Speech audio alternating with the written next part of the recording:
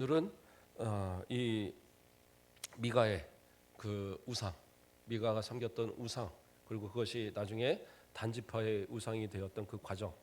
그래서 이걸 다 다루려고 했는데 내용이 그래도 좀 길더라고요. 살펴본 부분들이 많이 있어서 오늘은 17장에 있는 부분을 중심으로만 오늘은 좀 살펴보도록 하겠습니다.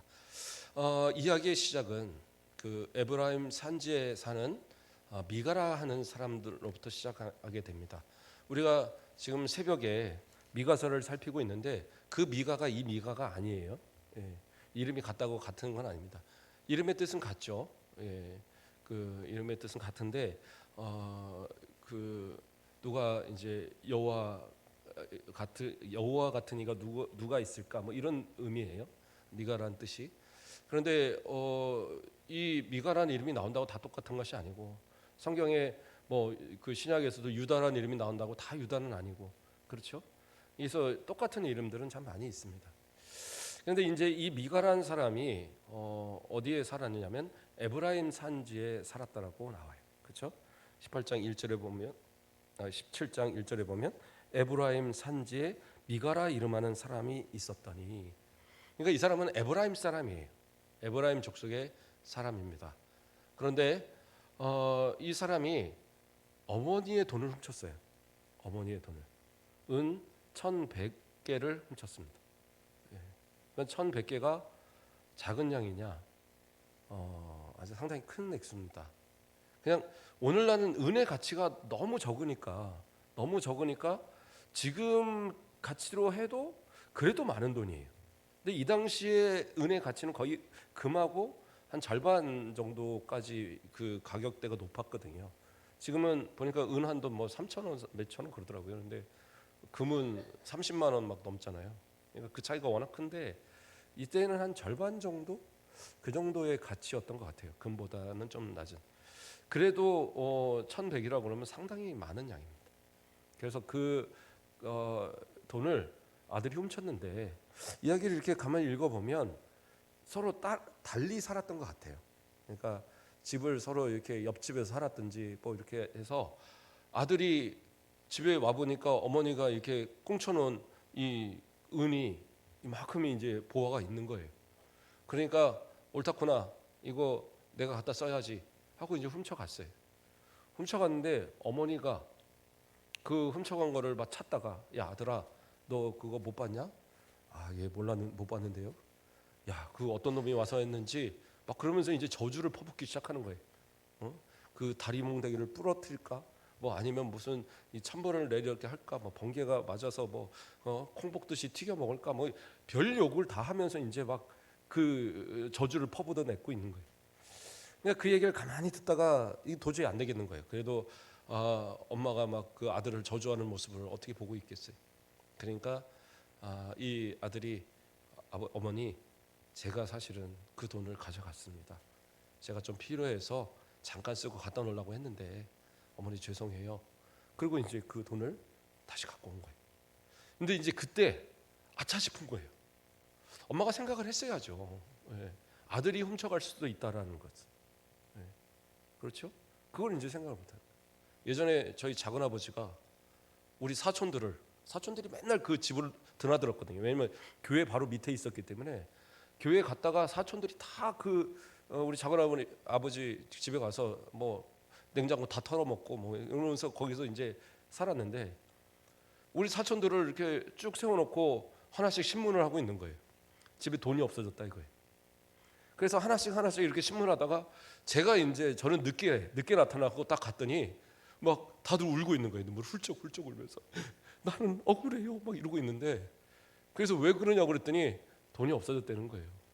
그러면서 그래서 우리 누가 훔쳐가요? 그랬더니 너도 자유로울 수 없다고 너도 일리 앉아 그러더라고요. 그래서 아니 내가 훔쳐갈 사람이냐 그랬더니 그건 아닌데 없어졌으니까 만일을 생각해서 니네들 나쁜 짓 하면 안 되니까, 그리고 실컷 뭐 우리를 훈계를 했어요. 나중에 알고 보니까 그 작은아버지 아들 그 어린 놈이 누가 돈 좀 갖고 오라니까 좋다구나 그러고 집에 있는 돈 갖다 준 거예요. 그래갖고는 나중에 이제 우리 잘못했다고 우리한테 작은아버지 그러시긴 하셨는데, 그러니까 함부로 말할 게 아니에요. 예. 경찰서 같은 데 가서도 우리 자식은 착한 자식인데 저 자식들이 내 자식을 뭐 꼬였다고 나중에 알고 보니까 내 자식이 주모자고 그런 경우들이 되게 많아요. 그러니까 남의 자식 생각하지 말고 내 자식 항상 생각하고 내 자식 올바로 크고 내 자식 올바로 잘 키우기 위해서 하나님 말씀 따라 잘 키우기 위해서 그렇게 생각하셔야 되고, 누군가를 저주하거나 누군가를 욕하기 전에 혹시 나는 어떤가, 내 자녀들은 어떤가, 내 집안의 사람들은 어떤가, 이걸 먼저 좀 생각해 볼 필요가 있어요. 왜? 그 저주가 입에서 한번 내 던진 저주는 없어지는 게 아니에요. 예. 그리스도의 복음이 내 입에서 나갈 때 없어지지 않는 것처럼 저주도 마찬가지. 저주 함부로 하는 게 아닙니다. 하나님 다 들으시거든요. 우리 그리스도인들의 입으로 말하는 모든 것은 기도라고 하나님은 다 받으시는 거예요. 그래서 함부로 그런 저주도 하면 안 돼요. 자, 어쨌든 그렇게 저주를 쏟아냈다가 아차 싶은 거예요. 아차 싶으니까 그 즉시 뭐라고 얘기를 하느냐, 그 어머니가 내 아들이 여호와께 복받기를 원하노라. 갑자기 말이 바뀌었어요. 내 아들이 여호와께 복받기를 원하노라. 그러니까 이제 저주를 취소하겠다 이거죠. 근데 이미 내뱉은 그 저주를 어떻게 취소를 합니까? 아무리 복을 빌어도 저주는 저주가 같은데. 그러니까 이 어머니가 고민을 하다가, 그래, 내가 이 돈 뭐 쌓아놔서 어디다 쓸까? 이거 하나님께 좀 드리는 그러한 돈으로 좀 써서 너를 위해서 좀 사용을 해야 되겠다. 그래서 마치 이 돈을 다 쓸 것처럼 얘기를 했는데 막상 보니까 1,100을 쓰지는 않았고 은 200을, 그 4절에 보면 그 은을 그의 어머니가 도로 주었으므로 어머니가 그 은 200을 가져다가 은장새기에게 주어 한 신상을 새기고 한 신상을 부어 만들었더니 그 신상이 미가의 집에 있었더라. 이게 뭐예요? 그 중에 200개만, 그러니까 이걸 보통 세겔로 보는데, 그래서 200세겔만큼만을 가져다가 이제 이것을 그 금신상을 만들어 달라고 한 거예요. 그러니까 은신상을 만들어 달라고 한 겁니다. 그래서 뭐 특별하게 무엇을 만들었다는 건 나오진 않지만 아론이 그 광야에서 이 모세가 시내산에 올라갔을 때 이스라엘 백성들이 은금을 가져와서 그거 뭐 신상 만들어 달라고 하니까 금송아지 만들어 줬잖아요. 그래놓고 모세한테 핑계 댈 때는 그 불 가운데 던졌더니 뿅 하고 나타났다. 말도 안 되는 소리로 이제 변명을 했는데, 어쨌든 금송아지 만들었고, 그러니까 이스라엘 백성들이 생각할 때는 어떻게 보면 하나님의 형상을, 그러한 가장 강력한 그러한 힘을 나타내는 그 바알 신상의 금송아지의 어떤 형상과 빗대어서 많이 생각을 했던 것 같아요. 그러니까 나중에 여로보암 1세가 북이스라엘을 만들고도 그 단과 베델에 뭐를 만들었어요? 금송아지 만들어 놓고 이것을 하나님이라고 가르쳤거든요. 여호와 하나님이라고. 그래서 아마 이 미가의 어머니가 만들었던 신상도 그런 금송아지였을 것 같아요. 그래서 그 은으로 만든 금송아지를 가져다가 어디다 두었냐? 미가의 집에 두었어요. 근데 이 뜻이 뭐냐면, 지금 이것을 하나님께 드리고자 해서 그렇게 만들었다는 거잖아요. 이 말은 뭐냐면 그 만들어 놓은 신상이 하나님이다라고 섬긴 거예요. 그러니까 그 신상을 가져다가 미가의 집에 갖다 주니까 미가는 어떻게 해요? 그 이제 에봇을 만들고 또 드라빔을 만들어서 자기 아들, 그러니까 미가가 그 또 아들을 제사장으로 세워서 자신이 갖고 있는 신당, 그러니까 이미 그에게는 신당이 있었어요. 그러니까 이 신당은 하나님의 그 성막이 아니에요. 하나님의 성막은 실로에 있잖아요. 실로에 있는데 이 당시에 사사기 시대 때는 실로에 있었죠. 그랬는데 이 다른 그 신당이 있었다는 건 뭐냐면 우상단지를 모시는 신당이 있었다라는 거예요. 그러니까 그 우상단지를 모시는 그 신당에다가 갖다 바로 그 어머니가 만들어준 그 은신상을 갖다 넣어놓고, 그리고 자기 아들을 제사장으로 삼아갖고 뭐예요? 에봇을 만들어줬어요. 에봇은 뭐냐면 제사장이 제사를 드릴 때에 입는 거룩한 옷이에요. 그것이 에봇입니다. 그 다음엔 드라빔을 만들어줬어요. 근데 이 드라빔이 뭐냐? 우리가 잘 아는 것처럼 야곱이 그 삼촌네 집을 도망 나올 때에 그 형제들 그 삼촌의 아들들하고 막 쫓아와서 찾던 게 뭐였어요? 드라빔이었잖아요. 그러니까 이 드라빔이 뭐냐면 집안의 수호신입니다. 수호신이고 그 당시에는 그러니까 뭐 문서 같은 뭐라고 표현할까요? 집문서, 뭐 땅문서, 뭐 이런 거에 대한 이야기들을 보통 기록해 놓는 그러한 이제 용도로도 썼던 거예요. 근데 여기서 말하는 드라빔은 예수님 그러니까 죄송합니다. 그 하나님을 섬기는 성막에서 제사장들은 어떻게 해요? 에봇을 입고 겉에다가 그 흉패를 달고 그 안에 우림과 둠밈이 있어서 그 우림과 둠밈으로 인해서 하나님의 신탁을 이것을 보거든요. 그래서 하나님이 어떤 뜻을 이렇게 나타내시는가를 그 두 안에 있는 우림과 둠밈 이 두 개의 돌멩이를 가지고 그것을 이제 판가름을 하는 그러한 역할을 하는데 그러니까 그렇다고 그것을 만들 수는 없죠. 그것은 제사장만 갖고 있는 거니까.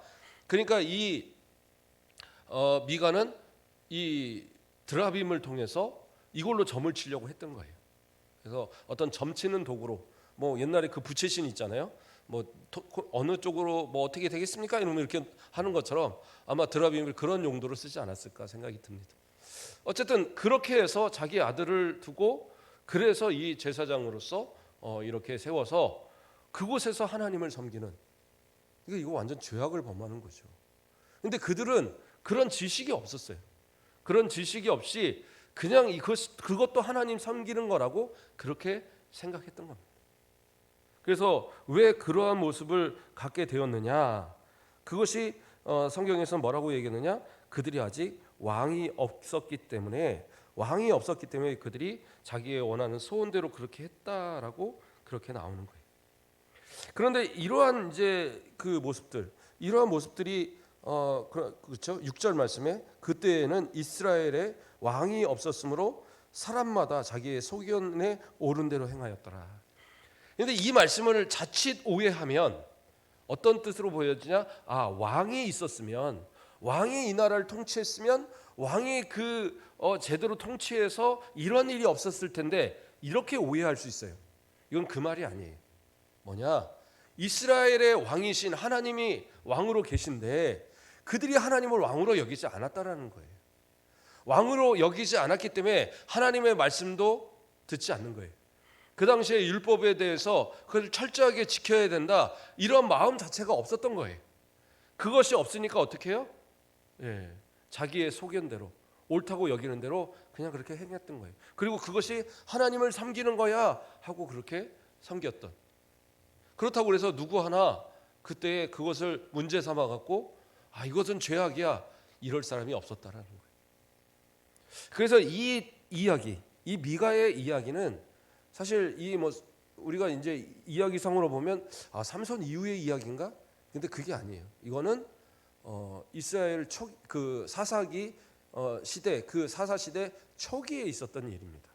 왜냐하면 이제 18장으로 가면 그때 이제 그 단 지파가 아직 살 곳을 정확하게 정하지 못해 갖고 그 살 곳을 찾고자 이렇게 막 돌아다니는 그런 모습이 나오거든요.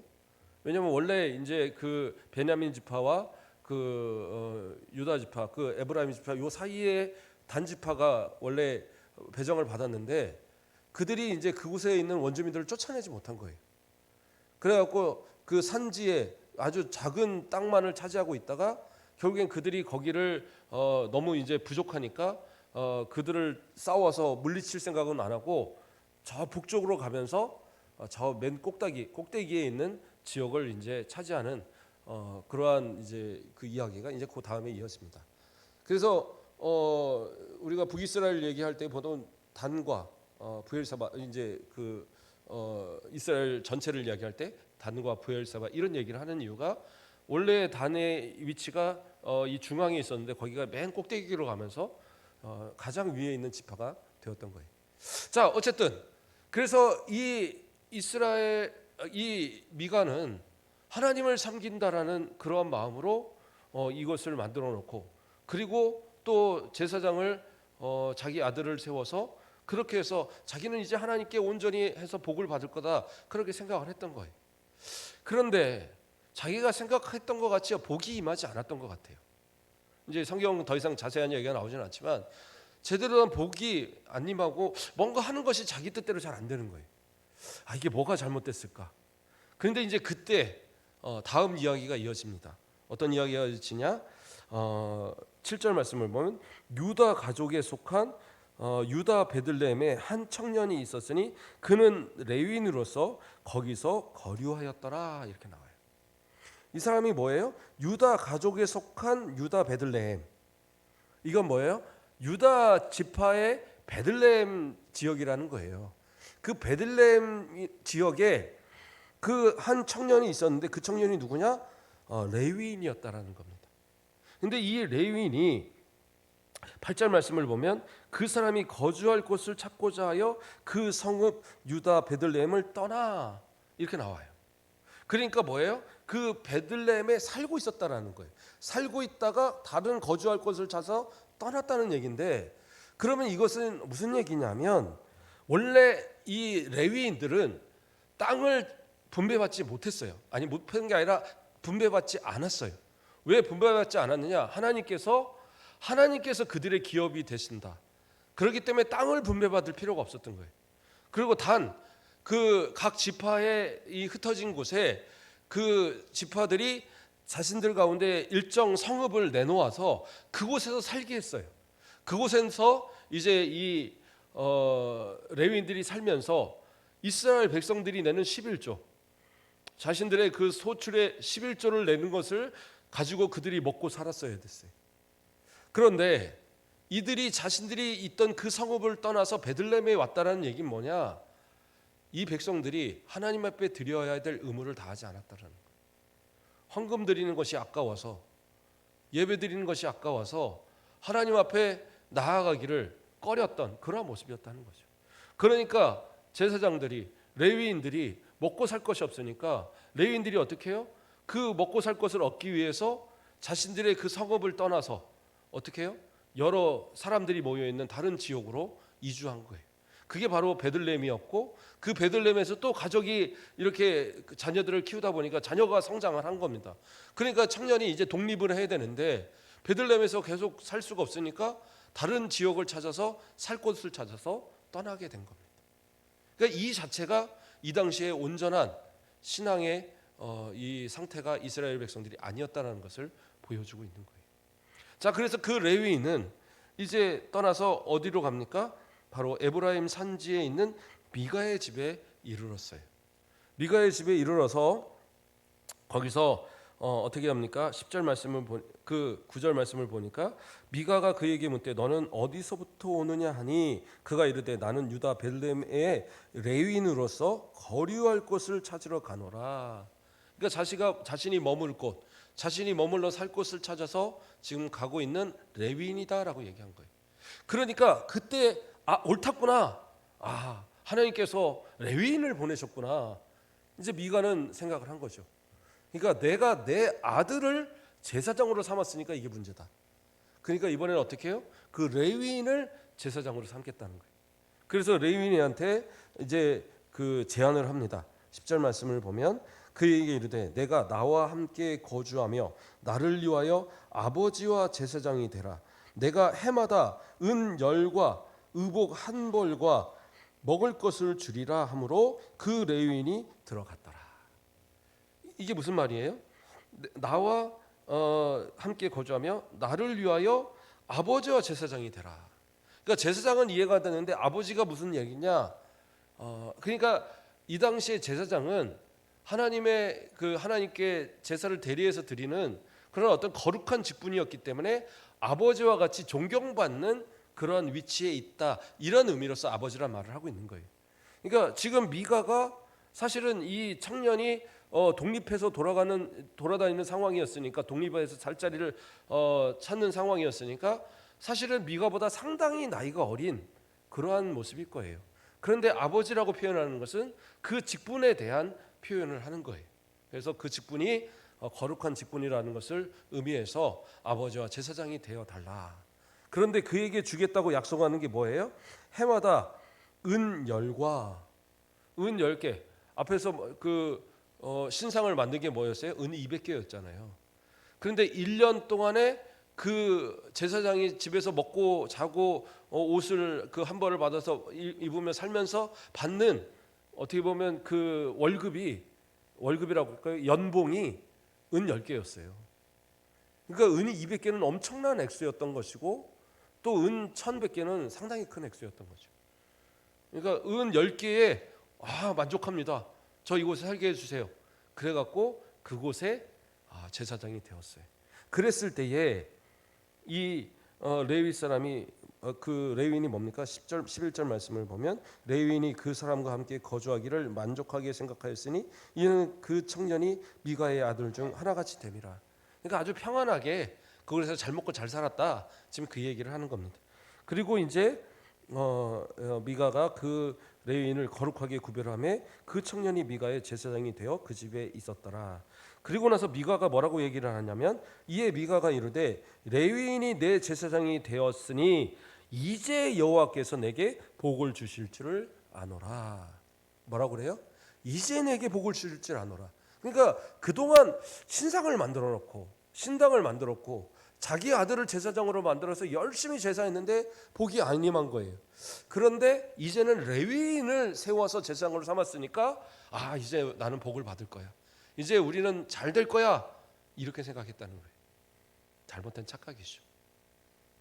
이 미가는 하나님 앞에 엄청난 죄악을 범했고 이러한 죄악이 시작으로 인해서 어떻게 보면 이러한 모습들이 다른 이 사람들에게까지 영향을 줬고 그러므로 하나님과 우상을 겸하여 섬기는 그러한 죄악들이 이 사사기 시대에 백성들에게 넘쳐나게 됐던 어떤 원인이 이것일 수도 있을 것 같아요. 그래서 특별하게 이러한 사건을 아마 기록한 것이 아닌가. 말씀을 좀 정리하겠습니다. 오늘 여기까지 좀 살피겠는데요. 미가가 하나님 앞에 범한 죄악 첫 번째는 뭐였느냐? 하나님께서 뭐라고 그러셨어요? 제2계명에 뭐라고 그랬습니까? 너는 너를 위하여 새긴 우상을 만들지 말며 위로 하늘의 것이나 아래로 땅의 것이나 땅 아래 물속에 있는 것이나 아무 형상도 만들지 말라. 하나님 분명히 명하셨어요. 왜요? 하나님의 형상을 대신할 만한 어떠한 존재도 이 땅에는 없어요. 하나님은 영이시기 때문에 어떤 누구도 하나님의 형상을 대신해서 이것이 하나님이다 할 존재는 아무것도 없는 거예요. 그나마 오히려 사람은 하나님의 형상을 따라 지었죠. 그러나 그것도 하나님의 이런 얼굴, 코 이게 아니에요. 하나님의 성품을 그 영적인 존재 또 그 성품을 따라 하나님 만드신 거지. 이 살갗을 이 모양을 따라서 이 살갗을 이렇게 만들고 손을 만들고 코를 만들고 이것을 말하는 건 아니에요. 그런데 하나님께서 그 형상대로 만들어진 사람 그런데 그 사람이 오히려 금송아지 만들어 놓고 오히려 목상을 만들어 놓고 오히려 금신상을 만들어 은신상을 만들어 그것에 복을 달라고 비는 그것을 아무리 하나님으로 섬겼다고 해서 그게 하나님이시냐? 아니다라는 거죠. 그러므로 그 세운 신상 잘못된 거예요. 하나님 앞에 계명을 어긴 것이고 그들은 결국엔 복받지 못할 행동을 하는 거예요. 두 번째 죄악은 뭡니까? 그들이 하나님을 섬겨야 할 곳이 아닌 다른 곳에서 하나님을 섬긴다라고 했어요. 뭐예요? 그 당시에 하나님의 장막은 실로에 있었어요. 대제사장이 그곳에서 제사를 주관했고 그리고 백성들은 그 절기가 되면 다 실로로 모였어야 됐어요. 근데 이 미가는 뭐예요? 자기가 신당 만들어 놓고 거기다가 그 은신상을 만들어 놓고 그리고 거기다가 제사장 만들어 놓고 자기는 거기서 제사하겠다라는 거예요. 어디선지 예배하면 되지 굳이 왜 성전에 가서 성막에 가서 예배를 해야 돼? 그것이 이 죄악이었던 거죠. 하나님이 원하시는 방법대로 제사하지 않는 것 이건 엄청난 큰 죄악입니다. 아론의 아들들이 어떻게 됐어요? 그 하나님이 정하신 그 불이 아닌 불로 그 분향을 했다가 여호와의 불이 나와서 그 두 아들을 살라버렸어요. 그냥 즉시 죽어버렸어요. 그 아론이 막 슬퍼하니까 모세가 아주 책망을 해버립니다. 어떻게 하나님 앞에 반역하고 그러한 아들들을 위해서 웃느냐고 책망까지 할 정도로 그것을 큰 죄로 그렇게 다루었어요. 하물며 하나님이 정하시지 않은 곳에서 하나님이 정하지 않은 방법으로 하나님 앞에 예배한다? 그것이 과연 하나님께 복을 받을 일이냐? 아니다라는 거죠. 하나님께서 그렇기 때문에 그들에게 복을 주실 수 없는 거예요. 또 마지막으로 뭐예요? 하나님께 제사하는 제사장이 아니에요. 지금 여기서 말하는 레위인은 제사장인 레위인이 아닙니다. 8장에서 저 끝부분으로 가보면 그는 모세의 후손이에요. 모세의 후손도 레위인이니까 제사장 아닙니까? 아니요. 하나님은 아론과 그 아들들 그리고 그 후손들만 제사장으로 쓰도록 했어요. 나머지 레위인들은 제사장의 자격이 없었어요. 그래서 어떤 일이 있었습니까? 고라 자손이, 그러니까 이 모세와 아론, 드보라와 그 미리암이죠. 미리암과 이 세 사람과는 사촌지간이 되는 그 고라가 앞장서 갖고 사람들을 이렇게 모아서 당을 짓고, 그렇죠? 250명의 수령들, 그 지휘관들을 모아다가 반역을 했잖아요. 그때 반역했던 이유가 뭐냐면 모세 네가 왜 지도자 너만 지도하자 하고 왜 아론만 이렇게 제사를 지내냐, 이거 가지고 이제 문제 삼았던 거거든요. 하나님 어떻게 하셔요? 땅을 열어서 고라 자손들 다, 그 고라와 그 함께한 가족들 다 몰살당하고, 물론 그와 함께하지 않은 아들들은 살았어요. 그러나 어쨌든 그와 함께했던 그 가족들은 다 몰살당했어요. 그리고 250명은 뭐예요? 각각 들어있던 그 향로에서 불이 나와서 그들을 태워버렸어요. 하나님께서 원하시지 않는 자들이 함부로 하나님께 자신들이 뭔가를 하겠다, 그것도 하나님 보시기에 올바른 모습은 아니었던 거예요. 그런데 여기서 어떻게 해요? 레위인인, 그냥 일반 레위인인 아무리 모세의 후손이라도 그가 자격이 있는 게 아니에요. 하나님이 정하신 것은 아론과 그 후손들이. 그래서 그들을 그 제사장으로 삼음으로 인해서 하나님 앞에 아주 큰 범죄를 범하게 되는 거예요. 이러한 죄악된 모습. 그러니까 분명히 이들은 뭐예요? 미가의 어머니도 그러고 미가도 하나님을 섬긴다라는 모습으로 이것을 했던 거예요. 좀 더 하나님을 잘 섬기기 위해서 신상을 만들었고, 좀 더 하나님을 잘 섬기기 위해서 그 제사장도 세웠고, 좀 더 하나님을 잘 섬기기 위해서 신당도 만들고 거기서 막 제사하면서 어떻게 보면 항상 가까이서 하나님을 섬기고, 그러나 뭐예요? 그것은 우상을 섬긴 것과 다를 것이 없다는 거죠. 오늘날 요즘 같은 때 왜 이렇게 이단들이 많은지, JMS 그게 아주 TV에서 방영되고 하면서 지금 난리가 났더라고요. 아주. 그러니까 기독교인 줄 알고 사람들이 기독교 왜 그러냐고 막 그러고 그러니까. JMS 상당히 오래된. 그래서 저는 JMS 거의 없어졌는 줄 알았어요. 근데 아직도 만 명이 넘는, 얼마라고 그랬어요? 10만 명이라고 그랬나요? 상당히 많은 그러한 사람들을 포섭하고, 젊은이들을 포섭하고, 여자아이들을 겁탈하고, 이런 말도 안 되는 행동을 하면서 자기가 신이라고, 자기가 메시아라고, 그거를 믿는 사람들. 우리는 진짜 열심히 믿는 죄밖에 없어요. 우리는 하나님 섬겼어요. 하나님 섬긴 거 아니에요. 다 지옥 갈 백성 될 수밖에 없는 거예요. 아무리 열심히 섬기고 아무리 그 정명석을 하나님으로 섬기고 메시아로 섬겨도 그것은 우상을 섬긴 거지 하나님을 섬긴 게 아니에요. 다 지옥 가는 겁니다. 우리 동네도 많잖아요. 신천지, 또 안선원 증인회, 여기 안식일교, 다 잘못된 구원파. 올바로 하나님 섬기지 않으면 아무리 열심을 내도 그건 다 가짜예요. 그렇기 때문에 하나님을 알되 깊이 아셔야 되고, 하나님을 섬기되 올바로 섬기셔야 되고, 하나님이 받으시는 진짜 예배가 무엇인지 우리는 생각하고, 하나님이 받으시는 기도가 무엇인지 우리는 날마다 생각하고, 하나님이 가장 좋아하시는 그 하나님 앞에 섬김이 어떤 것인가를 우리가 항상 생각해야 돼요. 그냥 자칫 우리가 만들어놓은 하나님, 우리가 만들어놓은 방법, 우리가 만들어놓은 그러한 이 모습으로 하나님 앞에 예배하고 있지 않는가. 그건 이 미가처럼 나를 위하여 세워진 것, 이것밖에 되지 않는 거예요. 그러나 우리는 어떻게 해요?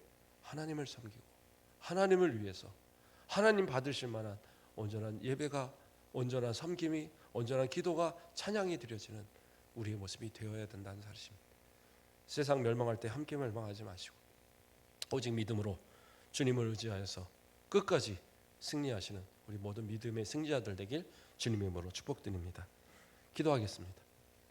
사랑의 하나님, 감사를 드립니다. 우리 사랑하는 성도들을 사랑하여 주시고 잘못된 신앙에 빠지지 않고 우상에게 마음을 빼앗기지 않고 오직 살아계신 하나님을 섬기며 하나님 받으시는 온전한 예배를 주님이 기뻐하시는 예배자로 나올 수 있도록 은혜 주심을 감사를 드립니다. 날마다 삶 속에서도 오직 우리 예수님, 우리 하나님 아버지만 섬기고 오직 성령님의 인도하심을 따라 살아가는 복된 우리 모든 성도들 되도록, 주님 앞에 가는 그날까지 온전한 믿음으로 살아가는 우리 모든 성도들 되도록 축복하여 주시옵소서. 감사합니다. 예수 그리스도의 이름으로 기도드립니다. 아멘.